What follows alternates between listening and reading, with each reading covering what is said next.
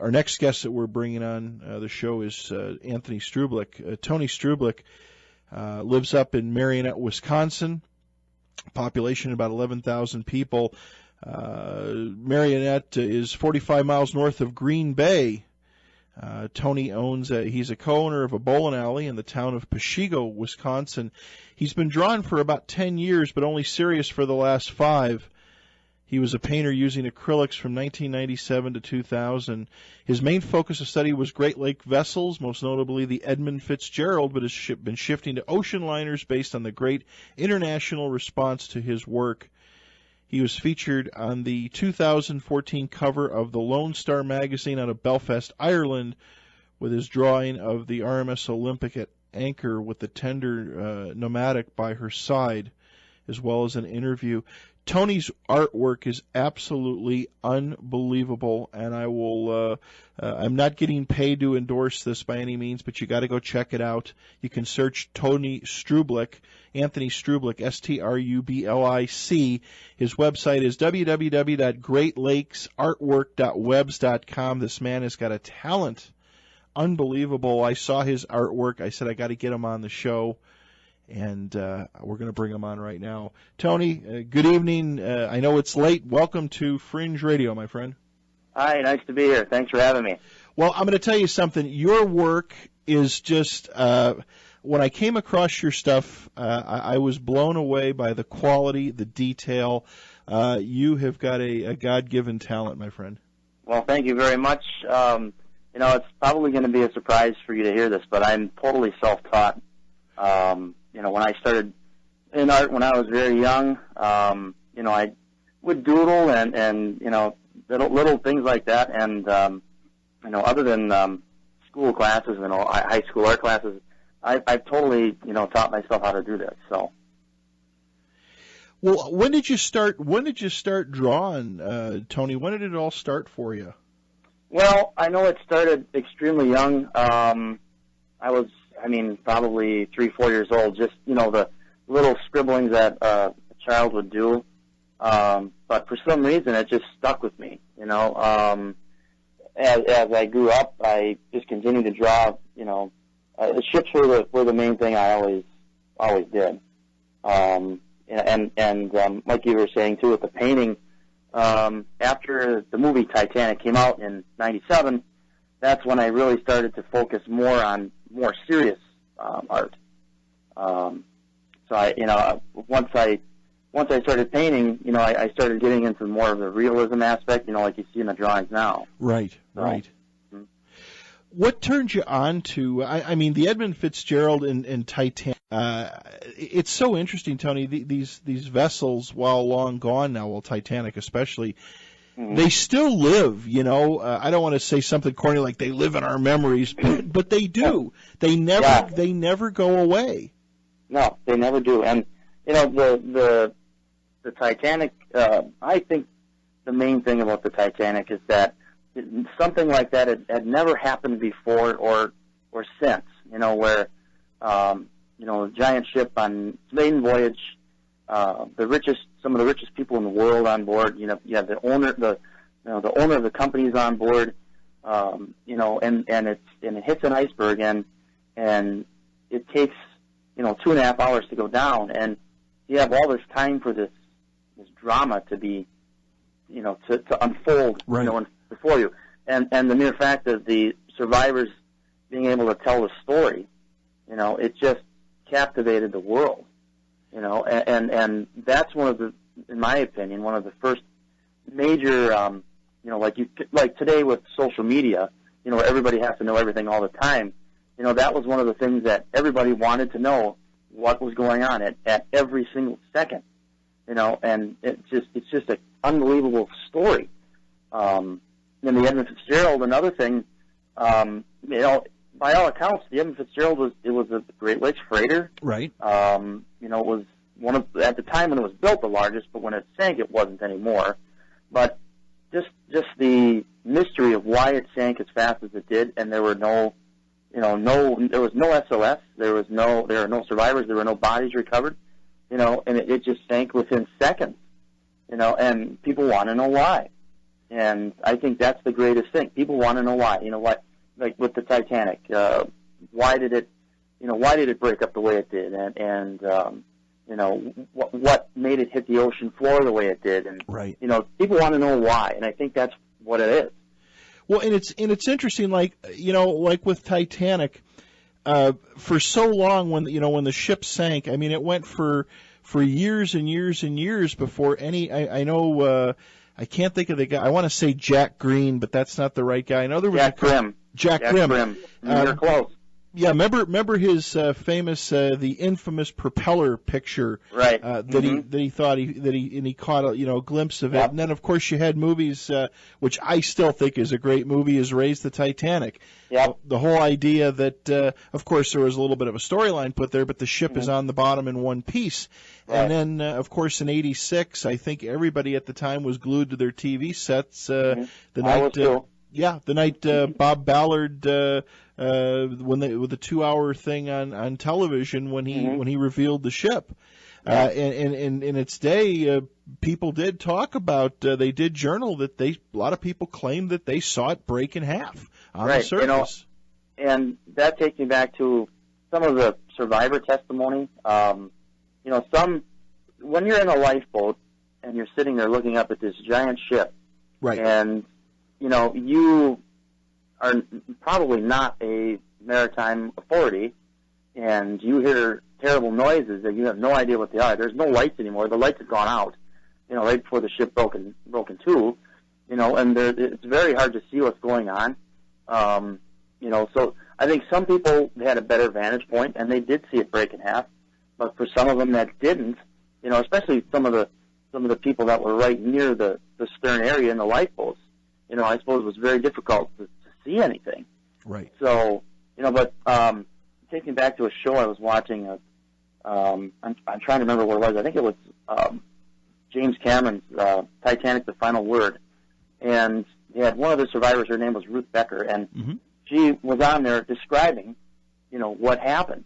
And there's a historian named Don Lynch, very well-known historian, written a number of books. Hey Tony, let me stop you just for a second. We got to take a break. Okay. A quick commercial break for other stations. Our guest tonight, Tony Strublic. Go check out his website at greatlakesartwork.webs.com. This guy his talent is unbelievable. Go out there, take a look at it, purchase some of his stuff. He just does fascinating work. You got to go take a look. Yes, Tony Strublic's on the line again. Tony, thanks for staying up late and joining us here tonight. That's actually not too bad. It's only, you know, 25 after 10 here, and in my, like you were mentioning, the bowling alley part of it, you know, my normal evening usually is being awake till 1:30, 2 in the morning. So dealing with the this is nothing. This is nothing. So anyway, before the commercial break, we were talking a little bit. I had to cut you off real quick. About Titanic. If you want to pick back up. Yeah, well, you know, we were talking about you know, the survivors seeing the ship break or not. And Ruth Becker, one of the survivors, described it very vividly. And you know, somebody cut her off and said, "Well, this is her perception of what happened." And like I was saying about Don Lynch, you know, he what would have loved to have said, you know, to the people saying these things, you know, were you there? You know, did you see this stuff like she did? You know, so yeah, that's what I was getting at before we had to go away there, but. Well, you know what I found interesting too, Tony, and as I search around, and I've actually posted some stuff up on Facebook. There is some videos that have never been seen before. I've got one on my other computer at home in my office. There's actually some video of Olympic that nobody's ever seen that's now coming forth. And I don't think it's photoshopped or iMovie'd or anything like that.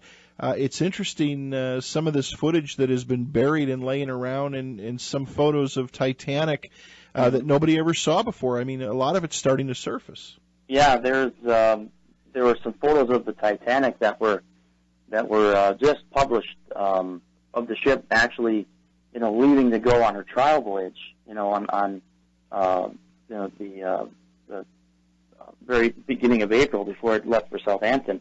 And those photos had never been seen before. They were buried in somebody's in somebody's chest for, how many years. Mm-hmm. And, there were actually some that were, there's a book called Titanic in Photographs by another historian, Steve Hall, and it's one of the best compilations of Titanic book pictures that there is.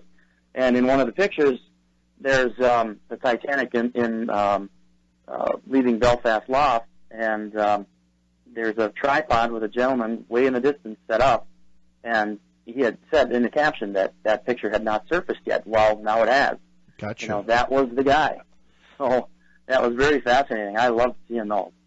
Isn't it true, Tony, that a lot of pictures, and this is what I've just, in my little bit of researching, isn't it true that a lot of the pictures that we see we think are Titanic are really Olympic? Aren't there in the scheme of things, very few of Titanic? There were very much fewer of the Titanic because the Olympic was the first of the class, and they, took a lot of photographs of the Olympic. When the Titanic was completed, yes, it was a new ship, but a lot of the pictures that they took were the improvements that they made in the Titanic. Some of the cabins were different. Certain aspects of the ship were different than the Olympic, and they photographed those parts. But a lot of the other parts, were the only people ever to see those things were the people on board or the people that built it. So we will never, unless something shows up again, we'll never see any of those. Of the other authentic, like the grand staircase of the Titanic is not ever have known to have been photographed. What we see more, all the time is the Olympic, and that's what in the movie. That's what James Cameron based his grand staircase on. So you're right. A lot of the pictures that are claimed, they're Titanic. They're the Olympic because just for publicity reasons, things like that. So, what's your thoughts, Tony, on just to get your insight on it, what you feel? There's some people, of course, I know Bob Ballard, I've watched a lot of, he's kind of come out in the past couple of years saying that he actually wished that he had laid claim to the wreck because it has been so, it's been quite picked apart. I know he's claimed that actually in some of the looting that's been done, there's been damage that has occurred. And, of course, they've brought up hull sections and stuff like that. What's your thought on that? Do you think it's something that should just be left alone, or do you think it's something that people need to see? This is a very, very, I want to say, controversial subject. I'm probably not an authority to comment on it. However, I will say that I saw, and when I heard about the recovery of the artifacts when I was younger, I was against it. I felt, yes, it should be left alone. It's a grave. A lot of people died there. Then I went to the Museum of Science and Industry in 2000. They had the exhibition there. And the first thing I saw when I went in was I saw the bell. It was the very first thing you saw, and it was in a room all by itself. And you can't help but think to yourself, oh, my God, that's from the Titanic. That's really the Titanic. It's such a powerful thing to see. Right. I don't know whether it's a morally ethical thing to do to bring that stuff up, but to see the things in person is also just a remarkable experience. Yeah, well, and that's the thing. I'm kind of the same. I'm on the same page as you. I know that Ballard's big fear and some people's big fear is that you're going to get some of these people. I know Bob Ballard has come out and said his greatest fear is someday someone's going to set off some sort of an explosive device inside there to just open the thing wide open because there's so much more in there that nobody has ever seen. And the ship is kind of coming apart on its own. Oh, yeah. It's disintegrating. Mm-hmm. Yeah, it's very much so. And in the last, 5-6 years, there's been, collapsing of certain parts of the upper decks that, are the boat deck area. A lot of that has started to fall in on itself. The upper parts of the ship, the upper decks were a little bit thinner steel, and that has rusted away faster, so it started to fall in on itself. And, there's some people that predict within 10 years, 15 years, or it could be sooner than that parts of the ship will be completely, will fall in on itself. So yeah. Have you ever thought about with your artwork? Have you ever thought about doing some you got your Titanic photos, that your Titanic artwork? Have you ever thought about doing some then and now type of things, some drawings of the actual wreck site? People have asked me that before at some art shows that I've gone to, and my answer is no, only because I want to depict the ships as they were,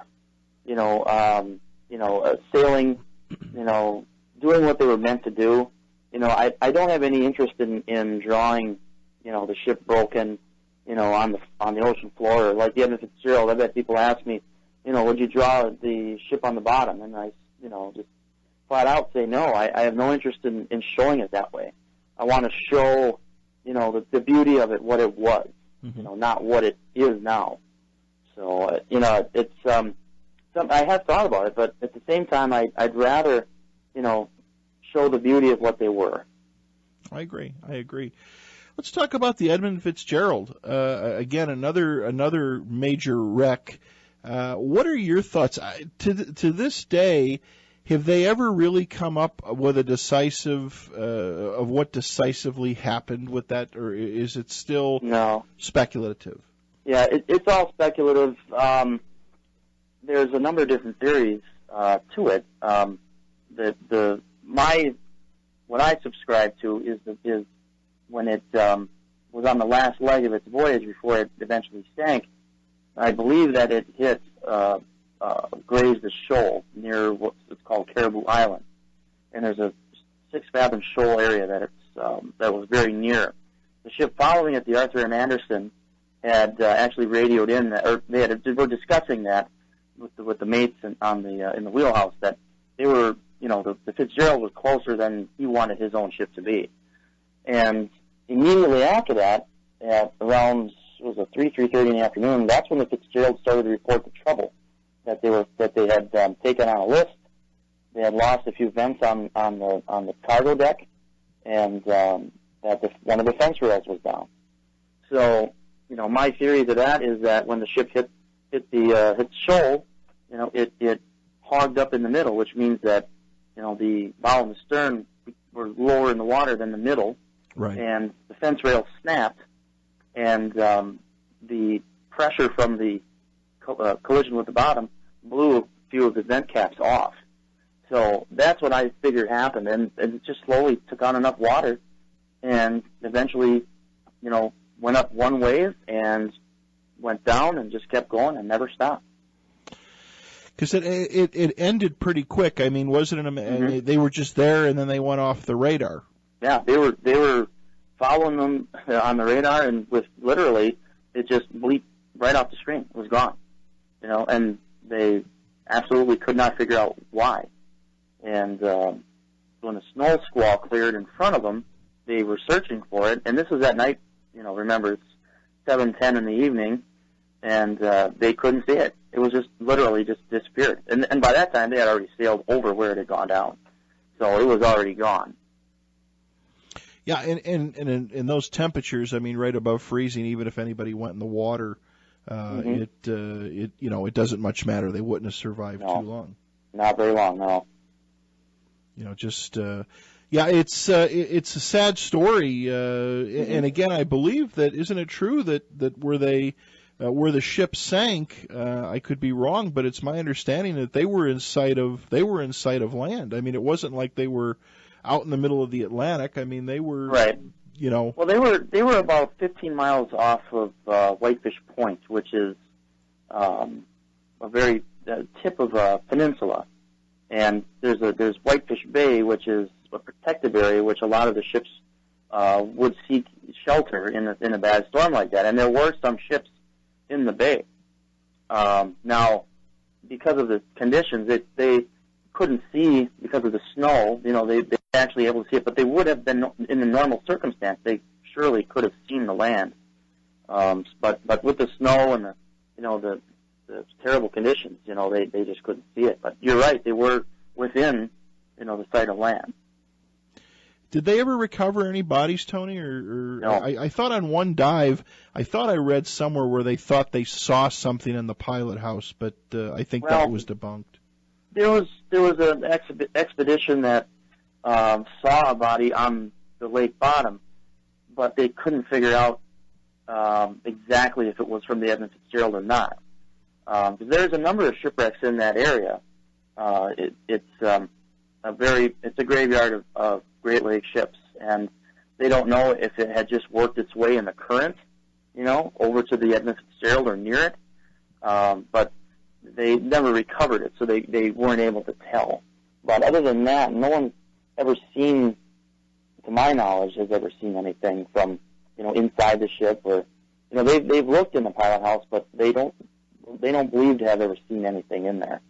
And that ship, if I'm not mistaken, it's down quite deep, isn't it? It's 530 feet of water. It's very deep. Yeah. And I believe it's also off limits to diving.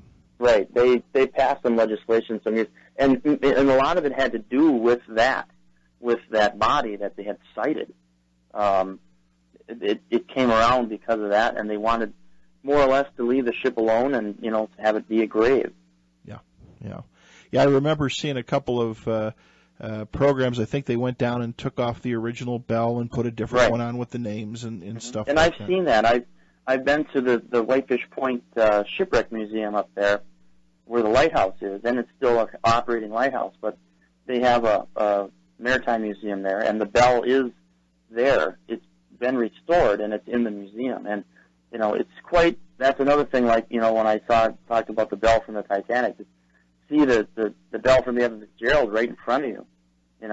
That's a powerful experience. And every year, they have a memorial at Whitefish Point that they read the list of the men that died on the ship, and they ring a bell, once every time for each sailor. Right. So I plan on going next year. Is the 40th anniversary of the loss of the Fitzgerald, and I want to be up there. It's November 10th, so the weather is not going to be very nice, but I really want to be there to see that. You'll be immersed in the whole feeling of it. Yeah. One thing you mentioned that had to be really cool for you is being on the Lone Star magazine, the Belfast, Ireland magazine. Oh, that was a thrill. It's a company called White Star Memories. It's based out of England, and the picture that I drew, the Olympic and the Nomadic, they bought the original and have it in their collection. And what they do, what White Star Memories does is they collect memorabilia from the White Star Line ships. Not just the Titanic, the Olympic, but of some of the lesser known ones from before and from after. Mm-hmm. But the Nomadic, the tender, the ferry that's called the tender, they actually have restored that to what it looked like at that time. And that's in Belfast, and that's the whole point of this magazine. It's a preservation society, and when I drew the picture, they were very intrigued by it and purchased it. So, and they decided to use it on their magazine cover.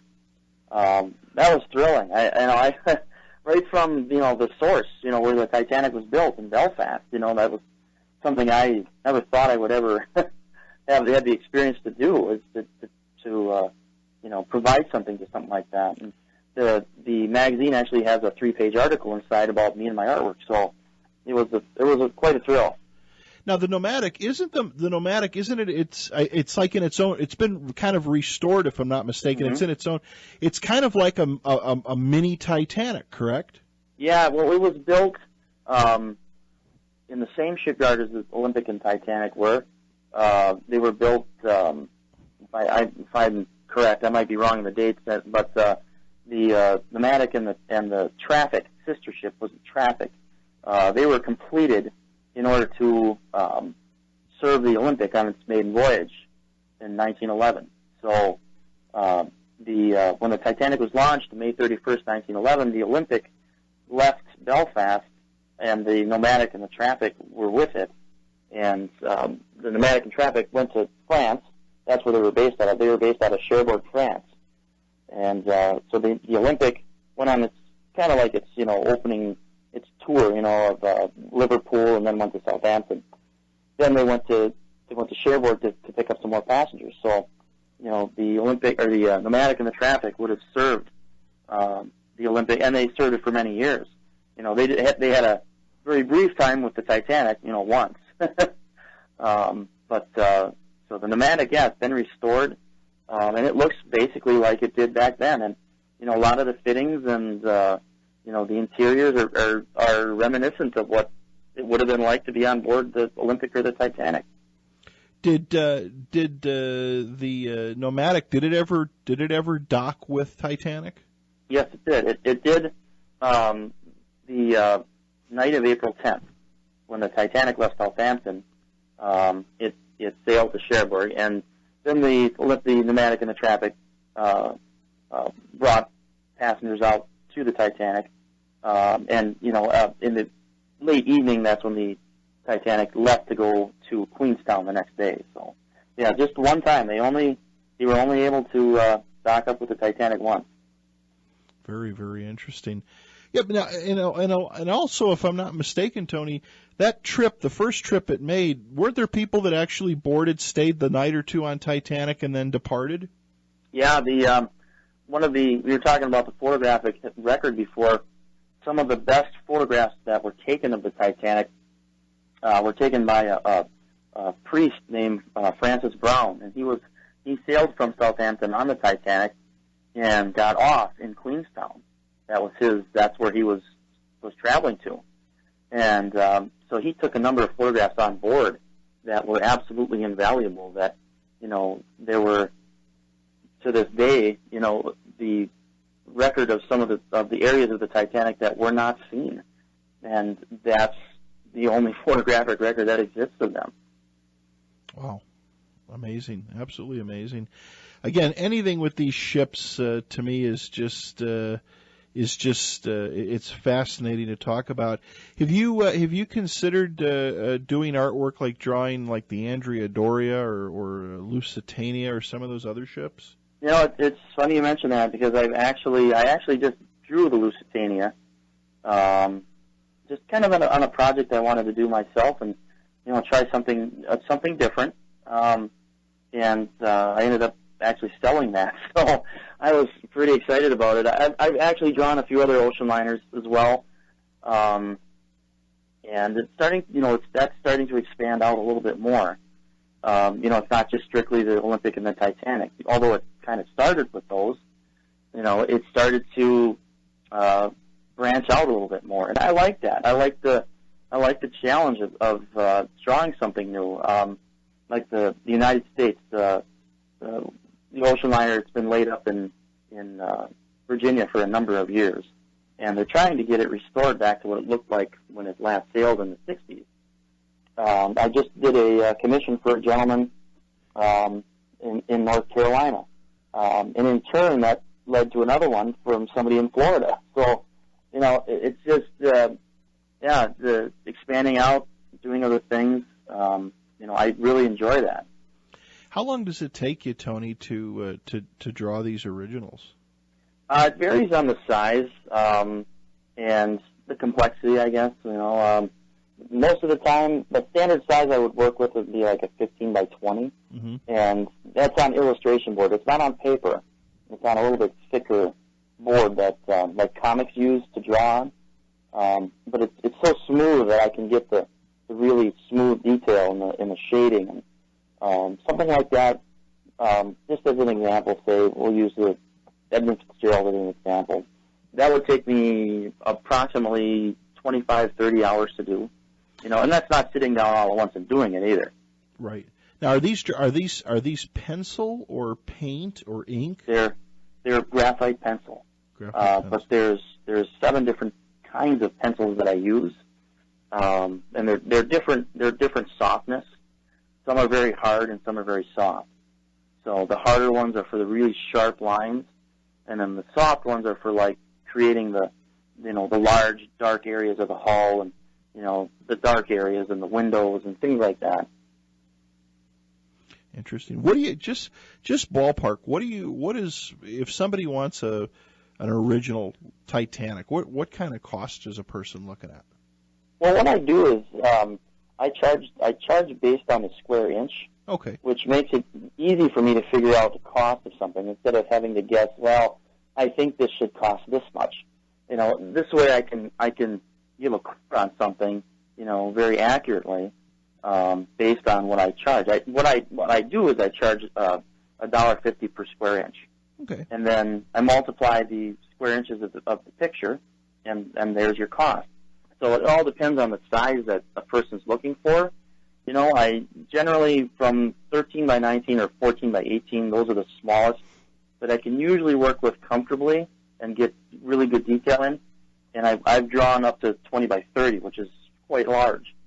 So, based on that, that's how I would come up with a price. Gotcha. Well, again, all your if people are looking for gifts, I've said it before, you're the very affordable, beautiful work. If you want something for your home, your office, you offer so much, and it's so affordable. And again, the work is just outstanding. I appreciate that very much. Do you ever think there's going to be a day when you're going to quit drilling and plugging bowling balls and do this full time? I don't know. It's hard to say. I mean, bowling has been part of all my life has been part of me. I can't ever see a day where I wasn't involved in bowling in some way. Yeah. It's always been there. It's always been something I did since I was very little. This part of it, the art part, since March of last year, it's gotten a lot bigger. It's exploded a lot more, a lot more commission work, which I very much enjoy. I really, I don't want to call it quite a hobby because I think it's more than that now. But yeah, I think I will still be in bowling probably forever. My uncle used to own a pro shop. I'm a Chicago native, and Okay. My uncle used to own a pro shop on the south side of the city, and I used to help him. And I'm not a pro bowler or nothing. But I worked in his shop, and I mixed up more cupfuls of that resin and Ball plugging. setting up the putty around the holes and Mm-hmm. and there's an art to that without a doubt. Oh yeah. Mm-hmm. The bowling ball industry's come a long way from the Columbia, the 300, the original yellow dot way back when. Oh yeah. But with your artwork, one of our listeners emailed us in. Tracy emailed us in. She says, "Tony, do you ever think you'll go to the Titanic Museum in Belfast and try to grab some extra inspiration?" Oh, that's one of the things I've always wanted to do.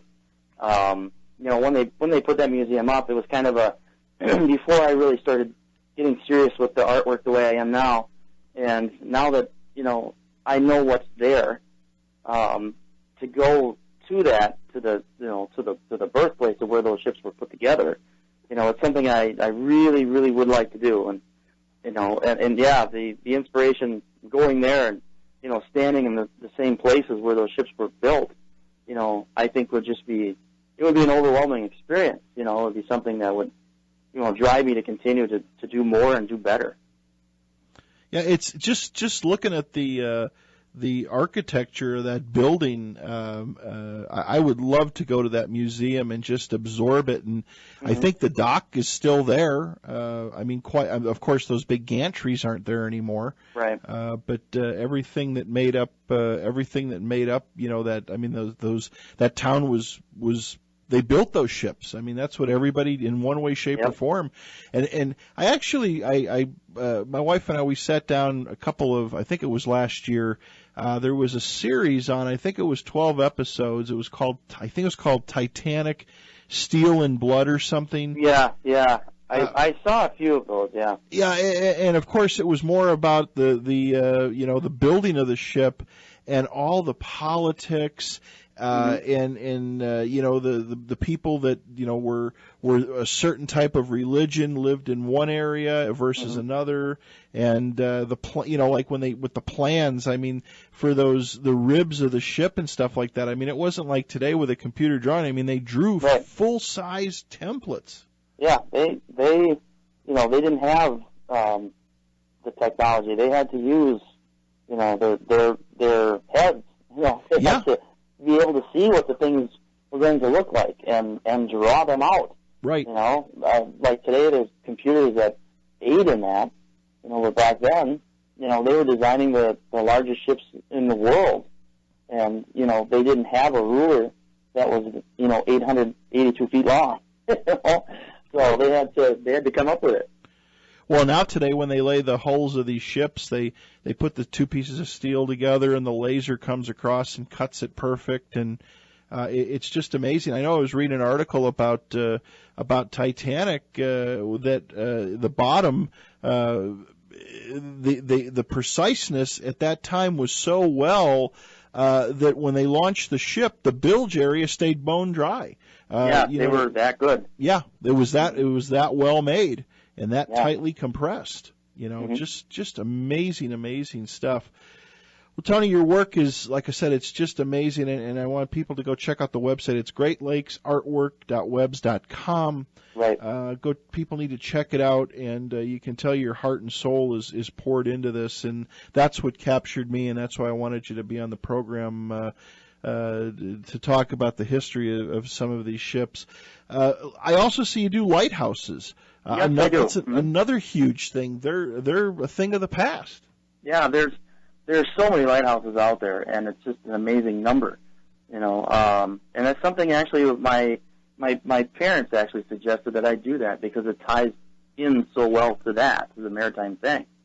So that's why I started doing them. Yeah. Do you get a lot of requests for lighthouses? I get some, not nearly as much as the ships, but I do get requests for those, especially when I'm in, you know, shows around Michigan. You know, there's so many lighthouses around Michigan. It's just unbelievable. So that's one area I get a lot of requests for those from. I noticed you have a lot of car ferries. I remember when I was a kid, my parents, we took a car ferry trip. Are there still car ferries running across Lake Michigan? There's only one. Well, I shouldn't say that. There are two, but the one historic one is called the SS Badger, and it runs it's called Manitowoc, and it runs out across to Ludington. Okay. So that's the only one that's really a car ferry. You know, it's a 4-hour trip. You know, and I've taken that. I took it last summer when I went to a show in Ludington. So it was quite an experience. It was a lot of fun. Yeah, I was quite young, and I remember when we went on that trip, you actually got a stateroom and everything. Mm-hmm. Yeah, now you can if you want one, you can take one, but because the ride's only 4 hours, you know, you really don't need to. But you know, you have the option to still do that. Yeah. Because I remember way back when, and maybe it was the Badger, but I was a little kid. I mean, that was literally 40 some years ago for me. We used to have a summer home up in Saugatuck, Michigan, and I remember we just took it as a novelty, and that's very possible it was the Badger. Yeah, I remember having a little stateroom, and it was just cool. It was something people need to experience. Yeah, it's really neat, and I'll definitely do that again. A lot of shipwreck history off the Wisconsin shoreline too. Airplanes and ships there as well. Mm-hmm. Oh yeah, absolutely. There's a lot of, you know, there's estimates of how many ships are actually, you know, in the Great Lakes that are on the bottom. That, you know, it varies from 5 to 10,000. You know, it's an unbelievable number. Yeah. I know that you know, so many great mariners. You know, people you hear different captains, especially some of these big ore boats, and you know, these big Great Lake ships. They talk about they'd rather be out in the North Atlantic. At least that you may have 30, 40-foot waves, but they're miles apart. Where on the Great Lakes, they're literally thousands of feet apart. Yeah, they're smashing into you from all sides. You know, it's not the same as the Atlantic, like you were saying. They're so much wider apart. the Great Lakes are just treacherous when it gets stormy. Exactly. Well, Tony, I want to thank you again for being here tonight. It was such an honor to talk with you. And Same again, here. Thank you. I want people, got a pretty good sized listening audience. Maybe some people in Belfast are listening. We're on a shortwave station that's heard around the world. People need to go check out either just Anthony Strublic or Tony Strublic brings it up, or greatlakesartwork.webs.com. And if I could plug real quick there, the Facebook fan page also. It's facebook.com/Tony Strublic Maritime Artwork. Okay. Go ahead on there and like the page. It's got a lot of updates of pieces of art that I'm working on, and a lot of pictures of things that I've already done. So, please check that out. And if anybody's interested in a commission or in an original that I do have off my website, you can contact me through the website or through the Facebook page. So. Sounds good. Well, we'll put a link on our webpage, and constantly I put it on my Facebook because, again, I love to see people just continue to support you and see new things come out all the time. And like I said, you've got a God-given talent, and it's an honor to meet you, Tony. And again, your work is just amazing. Thank you very much for having me. It was an honor to do my first radio interview with you. So we'll do it again. We'll do it again down the road. I will definitely be back if you want me back. I'll definitely come back on. I'll be more than happy to have you back, Tony. Very good. Okay, take care, my friend. Have a great weekend, and be safe. Thank you. You too. Take care. Okay, thank you. Bye-bye. Bye.